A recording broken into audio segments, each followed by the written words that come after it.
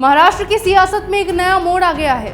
CAA और NPR पर चल रही खींचतान अब मुस्लिम आरक्षण को लेकर और तेज हो गई है। उद्धव ठाकरे ने मुस्लिम आरक्षण पर ब्रेक लगा दिया है, जिसके बाद भाजपा ने उन्हें ऑफर दे दिया। ठाकरे और भाजपा के बीच की दूरियां कम होने लगी हैं।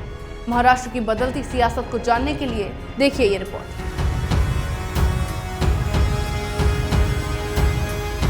नागरिकता संशोधन कानून और एनपीआर के बाद अब मुस्लिम आरक्षण को लेकर उद्धव ठाकरे ने आइडियल रुख अपना लिया है।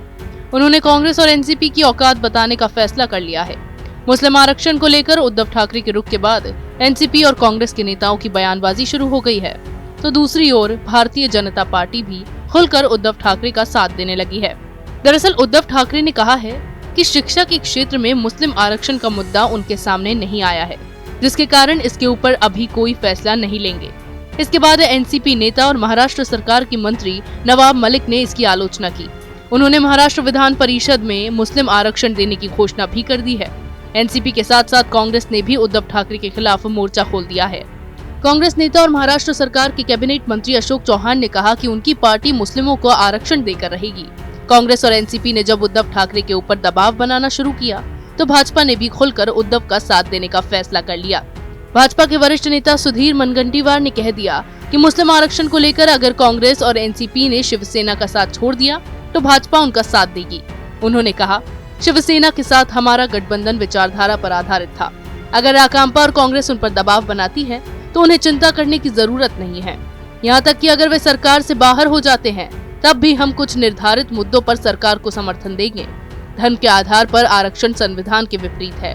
सिर्फ मुसलमानों को ही धर्म के आधार पर आरक्षण क्यों दिया जाना चाहिए? सिखों और ईसाइयों का आखिर क्या अपराध है?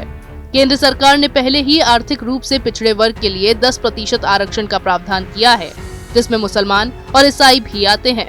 भाजपा की ओर से आश्वासन देने के बाद उद्धव ठाकरे का मनोबल बढ़ गया है।